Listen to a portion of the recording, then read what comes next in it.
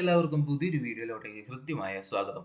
മക്കളെ, അപ്പോൾ ഇന്നത്തെ വീഡിയോയിൽ നമ്മൾ ഡിസ്കസ് ചെയ്യാൻ വേണ്ടിയിട്ട് പോകുന്നത് നമ്മുടെ 10ാം ക്ലാസ്സിലെ ഇംഗ്ലീഷിലെ ആദ്യത്തെ ചാപ്റ്ററാണ് adventures in a banyan tree. അപ്പോൾ ഈ ഒരു പാഠഭാഗത്തിൽ ചോദിക്കാൻ സാധ്യതയുള്ള ചോദ്യങ്ങളാണ് നമ്മൾ ഇന്ന് പരിചയപ്പെടാൻ വേണ്ടിയിട്ട് പോകുന്നത്. അതായത് നമ്മുടെ ടെക്സ്റ്റ് ബുക്കിൽ നിന്നും ആ പാഠഭാഗത്തിൽ നിന്നും പാരഗ്രാഫ് വൈസ് ആയിട്ട് ചോദിക്കാൻ സാധ്യതയുള്ള ചോദ്യങ്ങൾ. ഗ്രാമർ പാർട്ടല്ല ഈ ഒരു വീഡിയോ എന്ന് പറയുന്നത്.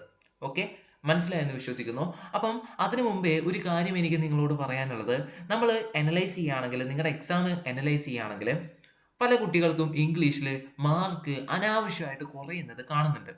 കാരണം മറ്റൊന്നുമല്ല, നിങ്ങൾ എന്ത് ചെയ്യുക, എല്ലാ പാഠത്തിൻ്റെയും കഥ നമുക്കറിയാമായിരിക്കും അല്ലേ? എല്ലാ പാഠത്തിൻ്റെയും കഥ നമുക്കറിയാം. ഏകദേശം ഈ പാഠം എന്താണ് നമ്മളോട് സംസാരിക്കുന്നത്, ആ പാഠഭാഗത്തിൻ്റെ ഒരു ആശയമൊക്കെ നിങ്ങളുടെ കയ്യിലുണ്ടാവും. പക്ഷെ ഒരു ചോദ്യം വന്നാൽ ആ ചോദ്യത്തിന് എങ്ങനെ ഉത്തരം എഴുതണമെന്ന് നിങ്ങൾക്ക് മനസ്സിലായിട്ടില്ല എന്നാണ് എനിക്ക് തോന്നുന്നത്. എൻ്റെ ഒരു അഭിപ്രായമാണ്. ഞാൻ പഠിക്കുന്ന സമയത്തൊക്കെ എൻ്റെ ഒരു ചോദ്യം വന്നാൽ എനിക്ക് ആ ഒരു പാഠഭാഗത്തിൻ്റെ കഥ അറിയാം. ഞാൻ ആ ഒരു ചോദ്യത്തിന് ആ കഥ അങ്ങനെ എഴുതി വെക്കാറാണ് പതിവ്. അതിന് മാർക്ക് തരാറുമില്ല. ഇപ്പോൾ ഒരു 4 മാർക്കിൻ്റെ ചോദ്യമാണെങ്കിൽ ആ 4 മാർക്ക് അതിന് കിട്ടില്ല. നമ്മൾ ഇങ്ങനെ ഈ ഒരു രീതിയിലാണ് ക്വസ്റ്റ്യൻ എഴുതുന്നതെങ്കിൽ അതിന് കിട്ടില്ല. 3ഓ 2ഓ ഒക്കെയാണ് ഇട്ട് തരിക. കാരണം മറ്റൊന്നുമല്ല, ഒരു ചോദ്യം ചോദിച്ചാൽ ആ ചോദ്യത്തിനുള്ള ഉത്തരം കൃത്യമായിട്ട് നമ്മൾ കൊടുത്തിരിക്കണം.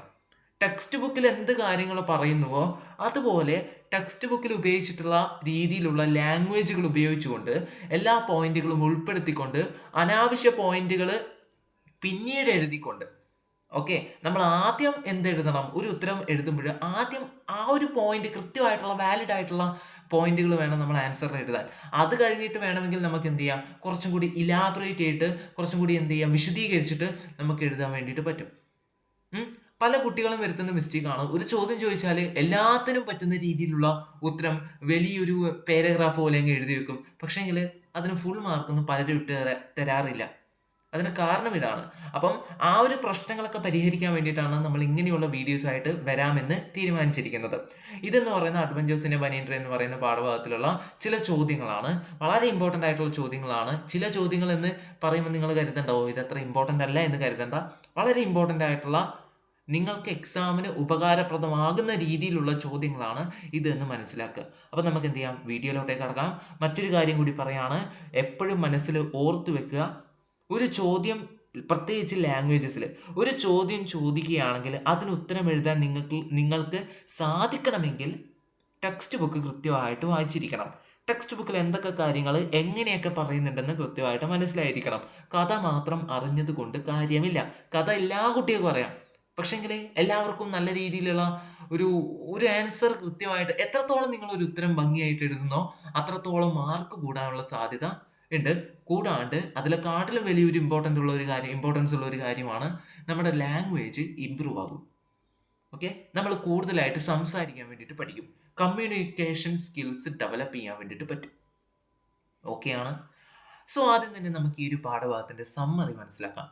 Adventures in a banyan tree by Ruskin Bond is a short story that recounts the thrilling experiences of a young boy who climbs a banyan tree in his grandfather's house. നമുക്കറിയാവുന്നതുപോലെ തന്നെ കഥാകൃത്തിൻ്റെ പേരാണ് Ruskin Bond. വളരെ important ആയിട്ടുള്ള point ആണ്. Ruskin Bond അദ്ദേഹത്തിൻ്റെ ചെറുകഥയാണ് adventures in a banyan tree എന്ന് പറയുന്നത്. ഇതിലൊരു കുട്ടിയെ നമുക്ക് കാണാൻ വേണ്ടി പറ്റും. ആ കുട്ടി തൻ്റെ മുത്തശ്ശൻ്റെ തറവാട്ട് വീട്ടിൽ, അല്ലെ, മുത്തശ്ശനും മുത്തശ്ശിയും താമസിക്കുന്ന വീട്ടിൽ വെക്കേഷൻ സ്പെൻഡ് ചെയ്യാൻ വേണ്ടിയിട്ടാണ് വരുന്നത്. The boy explores the tree. അവിടെ വെച്ച് ആ കുട്ടി ആൽമരം കാണുകയാണ്. Observing its surroundings and enjoying the sense of freedom. അങ്ങനെ ആ കുട്ടി ആ ആൽമരത്തിൽ സ്വാതന്ത്ര്യത്തോടെ അവൻ്റെ ബാല്യകാലം എൻജോയ് ചെയ്യാൻ വേണ്ടിയിട്ട്, ആസ്വദിക്കാൻ വേണ്ടിയിട്ട് അടിച്ചു പൊളിച്ച് കളിച്ച് തിമിർത്ത് നടക്കുകയാണ്. However, his adventure takes an unexpected turn when he encounters a snake and has to remain in the tree for hours. അതായത് അങ്ങനെ ആൽമരത്തിൽ ഇങ്ങനെ ഇരിക്കുന്ന സമയത്ത് ഒരു പാമ്പിനെ കണ്ടതും പിന്നീട് നടന്നിട്ടുള്ള നാടകീയമായ രംഗങ്ങളൊക്കെ ആ കുട്ടിയെ ചെറിയ രീതിയിലൊക്കെ ഭയപ്പെടുത്തിയിട്ടുണ്ടാകാം. Eventually he is rescued. പക്ഷെ ആ കുട്ടി രക്ഷപ്പെട്ടിട്ടുണ്ട്. കുട്ടിക്ക് വേറെ പ്രശ്നങ്ങളോ അല്ലെങ്കിൽ അപകടങ്ങളോ ഒന്നും ഉണ്ടായിട്ടില്ല. And he learns the importance of courage, patience and the wonders of nature. അങ്ങനെ ഈ ഒരു പാഠഭാഗത്തിൽ നമ്മളോട് പറയുന്നത്, ആ കുട്ടി മനസ്സിലാക്കുന്ന എന്താണ്, ആ ഒരു സ്വാതന്ത്ര്യത്തെയും പ്രകൃതിയുടെ ഒരു സമാധാനത്തെയും അല്ലെങ്കിൽ പ്രകൃതിയുടെ അത്ഭുതങ്ങളൊക്കെയാണ് നമ്മളോടുകൂടി ഷെയർ ചെയ്യുന്ന രീതിയിലാണ് പാഠഭാഗം മുന്നോട്ട് പോകുന്നത്. ഇതിൽ പ്രധാനപ്പെട്ട ചോദ്യങ്ങൾ നമുക്ക് നോക്കാം. Who is the narrator of the story അഡ്വഞ്ചേഴ്സിൻ്റെ ബനിയൻ ട്രീ? ആരാണ് നമുക്ക് അഡ്വഞ്ചേഴ്സിൻ്റെ ബനിയൻ ട്രീ എന്ന് പറയുന്ന പാഠഭാഗത്തിൽ ആരാണ് നമുക്ക് ഈ കഥ പറഞ്ഞു തരുന്നത്? Who is the narrator? ആ കുട്ടിയല്ലേ നമുക്ക് കഥ പറഞ്ഞു തരുന്ന രീതിയിലല്ലേ ആ ഒരു പാഠഭാഗം മുന്നോട്ട് പോകുന്നത്.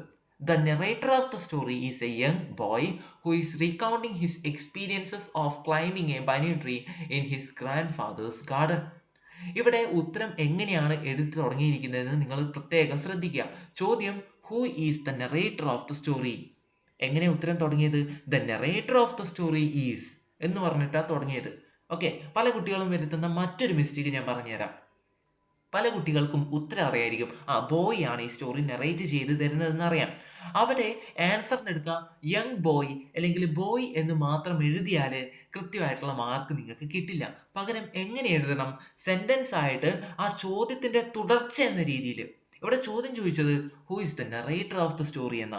ഇവിടെ ഉത്തരം തുടങ്ങുന്നത് the narrator of the story is എന്ന് പറഞ്ഞിട്ടാണ്. അത് കൃത്യമായിട്ട് മനസ്സിലാക്കുക. അപ്പം ആ ഒരു യങ് കുട്ടി, ആ യങ് ബോയ് ആണ് narrator. Okay, what was the boys feeling when he climbed the banyan tree for the first time? അതായത് ആ കുട്ടി ആദ്യമായിട്ട് ആ ആൽമരത്തിൽ കയറിയപ്പോൾ അവന് അനുഭവപ്പെട്ടിട്ടുള്ള കാര്യങ്ങൾ എന്തൊക്കെയാണെന്ന്. ഇതൊക്കെ ടെക്സ്റ്റ് ബുക്കിലുണ്ടോ? അങ്ങനെ പറയുന്നുണ്ടോ? ആ കുട്ടി ഇങ്ങനെ ആദ്യമായിട്ട് കയറിയപ്പോഴും അവന് സന്തോഷം തോന്നി, അവൻ ആ സന്തോഷത്തും കൊണ്ട് ഇങ്ങനെ തുള്ളിച്ചാടി എന്നൊക്കെ പറയുന്നുണ്ടോ? ഇല്ല. ഇതൊക്കെ നമ്മുടെ ഭാവന അനുസരിച്ച് പോസിബിൾ ആയിട്ടുള്ള ചോദ്യങ്ങൾ തരുന്നു. നമ്മുടെ ആ ഒരു ചിന്താഗതിക്ക് അനുസരിച്ചിട്ട് നമ്മൾ ഉത്തരം എഴുതുന്നു. ഓക്കെ, ഇത് ഡെവലപ്മെൻ്റ് ആണ്, ഡെവലപ്പിംഗ് പ്രോസസ്സാണിത്. ലാംഗ്വേജ് നിങ്ങളുടെ ഡെവലപ്പ് ചെയ്യുക, അത്രയാണ് നമ്മൾ എന്ത് ചെയ്യുന്നത് ഈ ലാംഗ്വേജ് പഠിക്കുന്നത് കൊണ്ട് ഉദ്ദേശിക്കുന്നത്, അല്ലേ? So the boy felt excited and thrilled when he climbed the banyan tree for the first time. ഒരു ഉത്തരം എഴുതുമ്പോൾ നിങ്ങൾ എന്താണെന്ന് വെച്ചാൽ എഴുതിക്കോ. നിങ്ങൾ വിവരിച്ച് ഒരു നിങ്ങൾക്ക് തോന്നുന്നതൊക്കെ എഴുതാം. പക്ഷേ ആ എഴുതുമ്പോഴും ഒരു പോയിന്റ് മനസ്സിലാക്കുക, ടെക്സ്റ്റ് ബുക്കിലുള്ള കാര്യങ്ങളായിരിക്കണം, ആ ചോദ്യത്തിനോട് അനുസരിച്ചിട്ടുള്ള ഉത്തരമായിരിക്കണം. നിങ്ങൾക്ക് മാർക്ക് കിട്ടുമെന്ന് തോന്നുന്ന കാര്യങ്ങൾ മാത്രം എഴുതുക. ഓക്കെ, അല്ലാതെ ഒരു ചോദ്യത്തിന് എന്തെങ്കിലും കൊണ്ടുപോയിട്ട് എഴുതിയിട്ട് കാര്യമില്ല. പിന്നെ ഒരു കാര്യം കൂടി പറയാം, എക്സാമിന് നിങ്ങൾ ഒരിക്കലും ഒരു ചോദ്യം പോലും അറ്റൻഡ് ചെയ്യാതെ പോകരുത്. നിങ്ങൾക്കിനി ഉത്തരം ഒന്നും അറിയില്ല, ഒരു ചോദ്യം തന്നു, അതിൻ്റെ ഉത്തരം തീരെ ഒന്നും അറിയില്ല നിങ്ങൾക്ക്. അങ്ങനെയാണെങ്കിൽ എന്തെങ്കിലുമൊക്കെ എഴുതി വെച്ചേക്കുക.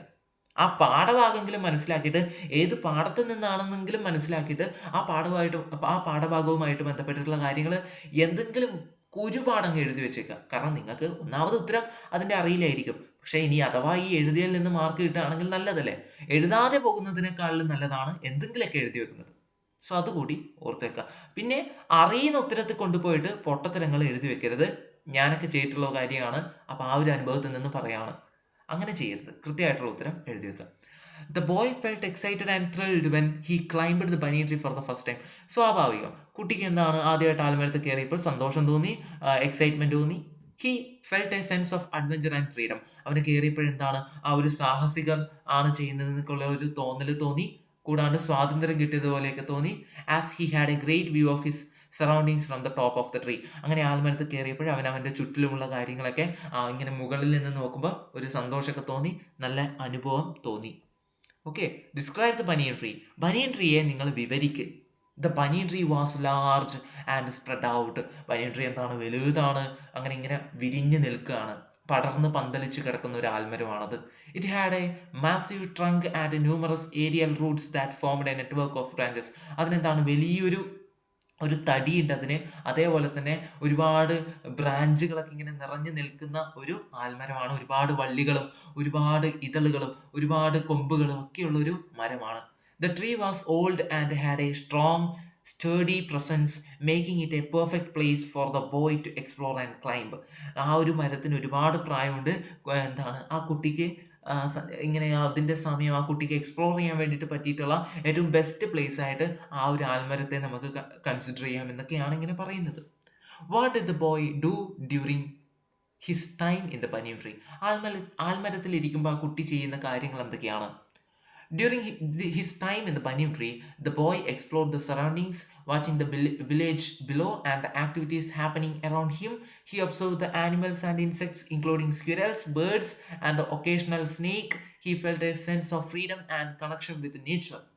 അപ്പം ഈ ആൽമരത്തിൽ ഇരിക്കുന്ന ആ ഒരു സമയത്ത് കുട്ടി എന്താണ്? ചുറ്റിലും നിരീക്ഷിക്കാറുണ്ട്, ചുറ്റിലും നടക്കുന്ന കാര്യങ്ങൾ നോക്കാറുണ്ട്. എന്തൊക്കെ കാര്യങ്ങളാണെന്ന് ഓർമ്മയുണ്ടോ നിങ്ങൾക്ക്?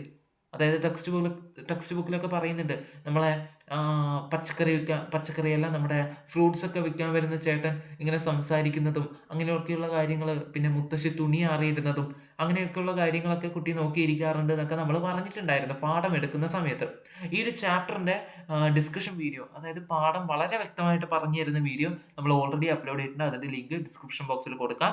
കൂടാണ്ട് ഈ ഒരു ഭാഗവുമായിട്ട് ബന്ധപ്പെട്ടിട്ടുള്ള ഒരുപാട് ഗ്രാമർ പാർട്ടുകളുണ്ട്, ഒരുപാട് എക്സസൈസുകളുണ്ട്, ഡയറി, കോൺവെർസേഷൻ, ലെറ്റർ, അങ്ങനെയുള്ള ഒരുപാട് കാര്യങ്ങൾ, പ്രൊഫൈല്, അങ്ങനെയുള്ള ഒരുപാട് കാര്യങ്ങൾ നമ്മൾ ചെയ്തിട്ടുണ്ട്. അതിൻ്റെയൊക്കെ ലിങ്ക് എന്ത് ചെയ്യാം, ഡിസ്ക്രിപ്ഷൻ ബോക്സിൽ കൊടുക്കാം. കൃത്യമായിട്ട് അതൊക്കെ നിങ്ങൾക്ക് വേണ്ടുന്ന ആവശ്യാനുസരണം എല്ലാ റിസോഴ്സസും നമ്മൾ നിങ്ങൾക്ക് തരുന്നുണ്ട്. അതൊക്കെ കൃത്യമായിട്ട് യൂട്ടിലൈസ് ചെയ്ത് പഠിക്കാം. ഓക്കെ, സെറ്റാണ്. സോ നമ്മൾ പറഞ്ഞെടുത്ത് എവിടെയാണ്, കുട്ടി ഇങ്ങനെ ഒരുപാട് താഴെ നടക്കുന്ന ആക്ടിവിറ്റീസ് ഒക്കെ നിരീക്ഷിക്കാറുണ്ട്, ചുറ്റിലുള്ള കാര്യങ്ങൾ നോക്കാറുണ്ട്, പല ജീവികളെയും ഒബ്സർവ് ചെയ്യാറുണ്ട്, മൃഗങ്ങളെയും അണ്ണാന്മാരെയും പക്ഷികളെയും പാമ്പിനെയൊക്കെ ഇങ്ങനെ ഒബ്സർവ് ചെയ്യാറുണ്ട്. അങ്ങനെയൊക്കെയുള്ള കാര്യങ്ങളാണ് കുട്ടി വെറുതെ ഇരിക്കുമ്പോൾ ചെയ്യാറ്. പിന്നെ പുസ്തകങ്ങൾ വായിക്കാറുണ്ട്. നമ്മൾ ടെക്സ്റ്റ് ബുക്ക് ഉണ്ട്, അതിൽ ടെക്സ്റ്റ് ബുക്കിൽ പരാമർശിക്കുന്നുണ്ട് കുട്ടി ഒരുപാട് പുസ്തകങ്ങൾ വെറുതെ ഇരിക്കുന്ന സമയത്ത് ഒരുപാട് പുസ്തകങ്ങൾ വായിക്കാറുണ്ട്. അതിവിടെ കൊടുത്തിട്ടുള്ള അതുകൂടി നിങ്ങൾ എന്ത് ചെയ്യുക, ആഡ് ചെയ്യാം. How did the boy encounter the snake and what was his reaction? The boy encountered the snake when he was sitting in the tree and noticed a cobra coiled around one of the branches. He was terrified but remained still and calm, not moving so as not to provoke the snake. The boy waited patiently for hours until the snake finally left, allowing him to climb down safely. സംഭവം ഒന്നുമില്ല, കുട്ടി പാമ്പിനെ കണ്ടപ്പോൾ എങ്ങനെയൊക്കെയാണ് കുട്ടിക്ക് തോന്നിയത്, പാമ്പിനെ കണ്ട ആ ഒരു നിമിഷത്തിൽ കുട്ടി എങ്ങനെയാണ് നിന്നത് എന്നുള്ളതാണ് ചോദിക്കുന്നത്. ഇതൊക്കെ നിങ്ങളുടെ ഡെയിലി ലൈഫിൽ നിങ്ങൾ ജസ്റ്റ് ഒന്ന് ഇതിൻ്റെ ഉത്തരമൊക്കെ സിമ്പിളായിട്ട് എഴുതാം, അല്ലേ? ഒരു പാമ്പിനെ കണ്ടാൽ നിങ്ങൾ എന്ത് ചെയ്യുക, പെട്ടെന്ന് പേടിക്കും, ഒന്ന് ഒരുമാതിരി നിങ്ങളൊരു ഒന്ന് പേടിച്ച് വിറക്കും, നിങ്ങൾ എന്താ അതിന് പറയാൻ, ഞാനിപ്പം നിങ്ങളൊന്ന് സ്തംഭിച്ച് നിൽക്കും, അല്ലേ? നിങ്ങളൊന്ന് പേടിച്ച് നിൽക്കും, പെട്ടെന്ന് എന്താ ചെയ്യേണ്ടത് എന്ന് അറിയില്ല, അയ്യോ ഇനി ഞാൻ എന്ത് ചെയ്യും, ഞാൻ പെട്ടല്ലോ എന്നുള്ള ഒരു തോന്നൽ വരും. ഇതൊക്കെ തന്നെയാണ് ആ കുട്ടിക്കും തോന്നിയത്. അങ്ങനെ അവസാനം ആ പാമ്പ് പോകുന്നത് വരെ നിങ്ങൾ ശാന്തമായിട്ട് അതിനെ ഉപദ്രവിക്കാതെ ഇങ്ങനെ നിൽക്കുമായിരിക്കും, അല്ലേ? ഇതാണ് ആ കുട്ടി ചെയ്തത്. How did the boy's adventure end? എങ്ങനെയാണ് ആ കുട്ടിയുടെ അഡ്വഞ്ചർ അതിനൊരു തിരശീല വീണത്? The boy's adventure ended when his grandfather noticed he had been in the tree for a long time and came to his rescue. ഇത് text ബുക്കിലൊന്നും പരാമർശിക്കുന്നില്ല. ഈ ഒരു ക്വസ്റ്റ്യൻ നിങ്ങൾ അത്ര സീരിയസ് ആയിട്ട് എടുക്കണ്ട. ഇത് ജസ്റ്റ് ഒന്ന് നിങ്ങൾ വായിച്ചു നോക്കിയാൽ മതി. കാരണം ഈ പറയുന്ന കാര്യങ്ങൾ നിങ്ങളുടെ ടെക്സ്റ്റ് ബുക്കിലില്ല. The boy's adventure ended with his grandfather noticed he had been in the tree for a long time and came to his rescue. അതായത് മുത്തശ്ശൻ ആ ഒരു ആൽമരത്തിലേക്ക് വരുന്നു എന്നൊന്നും നമ്മുടെ ടെക്സ്റ്റ് ബുക്കിൽ പരാമർശിക്കുന്നില്ല. പ്രത്യേകം ശ്രദ്ധിക്കുക, അഡ്വഞ്ചേഴ്സിൻ്റെ പനിയൻട്രി എന്ന് പറയുന്ന പാഠഭാഗത്തിൻ്റെ ക്ലാസ്സുകൾ കണ്ട, അല്ലെങ്കിൽ കഥകൾ മനസ്സിലായിട്ടുള്ള, അല്ലെങ്കിൽ ടെക്സ്റ്റ് ബുക്ക് വായിച്ചിട്ടുള്ള കുട്ടികൾ മാത്രം ഈ ഒരു വീഡിയോ കാണുക. അത് ഞാൻ ആദ്യമേ പറയേണ്ട കാര്യമായിരുന്നു, മറന്നുപോയി, അതുകൊണ്ടാണ് ഇപ്പം പറഞ്ഞത്. ഓക്കെ, അപ്പോൾ ഇവിടെ പറഞ്ഞു നിർത്തിയത് ഈ ഒരു കാര്യം അങ്ങനെ പ്രത്യേകിച്ച് ടെക്സ്റ്റ് ബുക്കിൽ മുത്തശ്ശൻ്റെ അടുത്തേക്ക് വരുന്നുണ്ട് എന്നൊന്നും പറയുന്നില്ല. പിന്നെ ജസ്റ്റ് ഒന്ന് നിങ്ങളൊന്ന് വായിച്ചു നോക്കുക. The boy was finally helped down from the tree after a time's wait and he was both relieved and exhilarated by the experience. എക്സിലേറാറ്റഡാ മക്കളെ, ഇതൊന്നും നിങ്ങൾ എന്താ വാക്കൊന്നും പോലും അറിയില്ല കേട്ടോ. അവിടെ കണ്ടപ്പം ഞാൻ ഇത് എൻ്റെ ഒരു സുഹൃത്തിനാണ് ഈ ഒരു ക്വസ്റ്റ്യൻ ടൈപ്പ് ചെയ്യാൻ വേണ്ടിയിട്ട് ഞാൻ കൊടുത്തത്. അവനിതെന്താ അടിച്ചു വെച്ചതെന്ന് എനിക്കറിയില്ല. നമ്മൾ കമ്പൈൻ ചെയ്തിട്ടാണ് ചെയ്തത്. ഇതിൽ ചില ചോദ്യങ്ങൾ ഞാൻ ചെയ്തു, ചില ചോദ്യങ്ങൾ അവൻ ചെയ്തു തന്നു. അങ്ങനെയാണ്. കാരണം എൻ്റെ മാത്രം ഒരു വേ ഓഫ് അപ്രോച്ച് വേണ്ടാന്ന് വെച്ചിട്ടാണ് എല്ലാവരും, അല്ലെ, നമുക്കൊരു കമ്പൈൻ ആയിട്ടുള്ള ഒരു രീതിയിലുള്ള ചോദ്യങ്ങൾ തരാമെന്ന് കരുതിയിട്ടാണ് അങ്ങനെ ചെയ്തത്. അവൻ പുലിയാണെന്ന് തോന്നുന്നു, ഏതൊക്കെയോ വാക്കുകളൊക്കെ ഉപയോഗിച്ച് വെച്ചിട്ടുണ്ട്. What lesson did the boy learn from his adventure? എന്ത് പാഠമാണ് ആ കുട്ടി ആ ഒരു അഡ്വഞ്ചറിൽ നിന്നും പഠിച്ചത്? The boy learned several important lessons from his adventure. ആ കുട്ടി ഒരുപാട് പാഠങ്ങൾ പഠിച്ചിട്ടുണ്ട്. നോക്ക്, ഉത്തരം എങ്ങനെയാണ് എഴുതുന്നതെന്ന് ആ ഒരു രീതി നിങ്ങൾ നോക്കുക. ആ കുട്ടി ഒരുപാട് കാര്യങ്ങൾ പഠിച്ചിട്ടുണ്ട്. He realized the importance of patience and courage when facing fear. The experience also deepened his appreciation for nature and the thrill of exploring the natural world. അതൊന്നുമില്ല, ആ ഒരു പാമ്പിനെ കണ്ടപ്പം കുട്ടി പേടിച്ച് വിറച്ച്, അല്ലെങ്കിൽ ആ പാമ്പിൻ്റെ അടുത്തേക്ക് പോകാനോ, അല്ലെങ്കിൽ ആ പാമ്പിനെ തൊട്ടു നോക്കാനോ, അല്ലെങ്കിൽ അത് ആ പാമ്പും കീരിയും കൂടി അടി കൂടുമ്പോൾ അതിൻ്റെ നടുക്കുമായിട്ട് നിൽക്കാനോ ഒന്നും കുട്ടി ശ്രമിച്ചിട്ടില്ല. അത് തന്നെയാണ് ആ കുട്ടി പഠിച്ച പാഠവും. അതായത് എങ്ങനെ ഒരു ഒരു സന്ദർഭത്തെ കൃത്യമായിട്ട് നമുക്ക് എങ്ങനെ അതിനെ നേരിടാം എന്നുള്ള കാര്യങ്ങളൊക്കെയാണ് ആ കുട്ടി പഠിക്കുന്നത്. Okay. Why was the boys grand father angry with him at first? മുത്തശ്ശൻ ആംഗ്രി ആകുന്നത്, മുത്തശ്ശൻ ഇങ്ങനെ ദേഷ്യപ്പെടുന്നതായിട്ടൊന്നും ടെക്സ്റ്റ് ബുക്കിൽ പറയുന്നില്ല. ആ ക്വസ്റ്റ്യൻ നമുക്ക് സ്കിപ്പ് ചെയ്യാം. Why did the boy want to climb the banyan tree again? എന്തുകൊണ്ടാണ് ആ ഒരു കുട്ടിക്ക് ആൽമരത്തിൽ വീണ്ടും കയറാൻ തോന്നുന്നത്? അല്ലെങ്കിൽ എന്തുകൊണ്ടായിരിക്കാം ഇനി നിങ്ങൾക്ക് തോന്നുന്നുണ്ടോ ആ കുട്ടി ആൽമരത്തിൽ ഇനി കയറില്ല എന്ന്? ഒരിക്കലുമില്ല. അവൻ ഇനിയും ഒരുപാട് തവണ ആ ആൽമരത്തിൽ കയറും. വെക്കേഷനിൽ വരുമ്പോഴൊക്കെ ആ ആൽമരത്തിൽ അവൻ വിലസും. The boy wanted to climb the banyan tree again because he had a deep sense of connection to it and loved the freedom and the adventure it gave him. അല്ലേ, ആ കുട്ടിക്ക് എന്തെന്നില്ലാത്തൊരു കണക്ഷൻ ആ ഒരു ആൽമരത്തിനോടുണ്ട്. അവൻ്റെ സ്വാതന്ത്ര്യം കിട്ടുന്ന ആ ഒരു സുന്ദരമായിട്ടുള്ള ഒരു സ്ഥലമാണ് ആൽമരം. അവിടെ ഒരുപാട് സുഹൃത്തുക്കളുണ്ട്.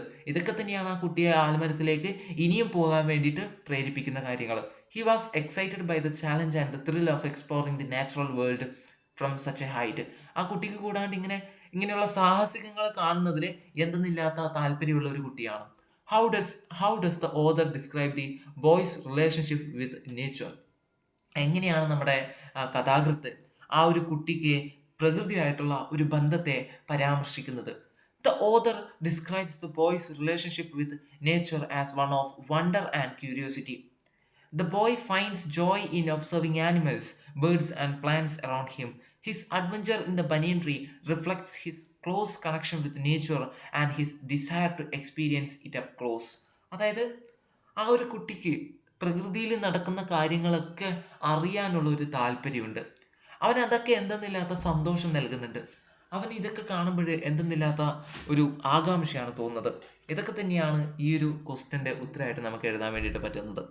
അല്ലെ, അവൻ എന്തെന്നില്ലാത്ത പ്രകൃതിയോടുള്ള ഒരു ഇഷ്ടമാണത്. പ്രകൃതിയിൽ നടക്കുന്ന കാര്യങ്ങൾ അറിയാനുള്ള ഒരു താല്പര്യമാണത്. ഇതൊക്കെ തന്നെയാണ് ആ ഒരു കുട്ടിക്ക് ഈ ഒരു പ്രകൃതിയോടുള്ള ഒരു റിലേഷൻഷിപ്പിന് കാര്യമായിട്ടുള്ളത്. ഇതൊക്കെ തന്നെയാണ് പാഠഭാഗത്തിൽ പറയുന്നത്. എങ്ങനെയൊക്കെയാണ് കുട്ടി ഈ ഒരു പ്രകൃതിയായിട്ട് ഇങ്ങനെ അടുത്ത് നിൽക്കുന്നത് എന്നാണ് ഈ ഒരു പാഠഭാഗത്തിൽ നമ്മളോട് പറയുന്നത്. അല്ലെ, അവനിങ്ങനെ ഒരു ആൽമരത്തിൽ നിൽക്കുന്നതും ഒട്ടുമിക്ക സമയങ്ങൾ ആൽമരത്തിൽ സ്പെൻഡ് ചെയ്യുന്നതും ആ ഒരു പലതരത്തിലുള്ള ജീവികളെ ഒബ്സർവ് ചെയ്യുന്നതും ഇതൊക്കെ ആയിട്ടുള്ള കാര്യങ്ങൾ തന്നെയാണ്. Okay. Key points to remember. എന്തൊക്കെ കാര്യങ്ങളാണ് നിങ്ങൾ റിമെമ്പർ ചെയ്യേണ്ടത്? ഒന്നാമത്തെ ഇതിൻ്റെ theme, story focuses on adventure, bravery and the connection with nature, also harmony. അതായത് ഒന്ന് സാഹസികം, പിന്നെ പ്രകൃതിയോടുള്ള ഇഷ്ടം, പ്രകൃതിയെ നമ്മൾ ഒരിക്കലും ദ്രോഹിക്കരുത്, പ്രകൃതിയെ നമ്മൾ സംരക്ഷിക്കണം. എല്ലാ ജീവജാലങ്ങൾക്കും ഈ ഒരു പ്രകൃതിയിൽ, ഈ ഒരു നമ്മുടെ ഭൂമിയിൽ സ്വാതന്ത്ര്യത്തോടെ അവരവരുടെ ഇഷ്ടത്തിന് ജീവിക്കാനുള്ള അവകാശമുണ്ട്. എല്ലാവരും, മൃഗങ്ങളും ഒരു ഉറുമ്പിനെ പോലും നമ്മൾ നോവിക്കരുത്. ഇതൊക്കെ തന്നെയാണ് ഇതിൻ്റെ theme. Setting, the story takes place in എവിടെയാണ് ഈ സ്റ്റോറി നടക്കുന്നത്, അല്ലെങ്കിൽ ഇതിൻ്റെ ആ ഒരു സ്ഥലം എവിടെയാണ്? The story takes place in the grand fathers house with the banyan tree been the central element. ഇത് നടക്കുന്നത് മുത്തശ്ശൻ്റെ വീട്ടിലാണ്. മുത്തശ്ശനും മുത്തശ്ശിയും താമസിക്കുന്ന ആ ഒരു വീട്ടിലാണ്. കൂടാണ്ട് ആൽമരത്തിൻ്റെ ആ ഒരു പരിസരങ്ങളാണ് പ്രധാന ഒരു സ്ഥലമായിട്ട് മാറുന്നത്. Character traits, the boy is adventurous, curious and brave. His love for nature is evident in his exploration of the banyan tree. അതായത് കുട്ടി ഭയങ്കര സാഹസികങ്ങൾ ഇഷ്ടപ്പെടുന്ന ഒരു കുട്ടിയാണ്. കൂടാണ്ട് ഈ ഒരു സ്റ്റോറിയിൽ മറ്റും ഒരുപാട് കഥാപാത്രങ്ങളുണ്ട്. മുത്തശ്ശനുണ്ട്, മുത്തശ്ശിയുണ്ട്, കൂടാണ്ട് ആരൊക്കെയുണ്ട്? അണ്ണാനുണ്ട്, പാമ്പുണ്ട്, കീരിയുണ്ട്, മൈനയുണ്ട്, കാക്കയുണ്ട്, അല്ലേ, എലികളുണ്ട്. അങ്ങനെ ഒരുപാട് ആൾക്കാരുണ്ട്. ആരെങ്കിലും വിട്ടുപോയിട്ടുണ്ടോ? ഇല്ല, അങ്ങനെ ഒരുപാട് ആൾക്കാരുണ്ട്. ഓക്കെ, അങ്ങനെയൊക്കെയുള്ള ഒരു അതിമനോഹരമായിട്ടുള്ളൊരു ചെറുകഥയാണിത്. നിങ്ങൾക്ക് ഈ ഒരു വീഡിയോ ഉപകാരപ്രദമായിട്ടുണ്ടാവുമെന്നാണ് ഞാൻ വിശ്വസിക്കുന്നത്. സോ എന്തെങ്കിലും തെറ്റുകളുണ്ടെങ്കിൽ പറഞ്ഞു തരിക. നിങ്ങൾക്കിനി എന്തെങ്കിലും കൂടുതലായിട്ട് അറിയണമെന്നുണ്ടെങ്കിൽ അതും പറഞ്ഞു തരിക. എല്ലാം കമൻറ്റ് ചെയ്യുക. നമുക്കൊരു ഇൻട്രാക്റ്റീവ് ആയിട്ടുള്ളൊരു രീതിയിൽ മുന്നോട്ട് പോകണമെന്നാണ് ഞാൻ ആഗ്രഹിക്കുന്നത്. നിങ്ങളുടെ കാര്യങ്ങളൊക്കെ നിങ്ങൾ കമൻറ്റിലൂടെ അറിയിക്കാം. നമുക്കതിനൊക്കെ പരിഹാരങ്ങൾ കാണാം. ഓക്കെ, അപ്പോൾ ഈ ഒരു വീഡിയോ ഉപകാരപ്രദമായിട്ടുണ്ടാവുമെന്നാണ് ഞാൻ വിശ്വസിക്കുന്നത്. So see you soon in next video. By.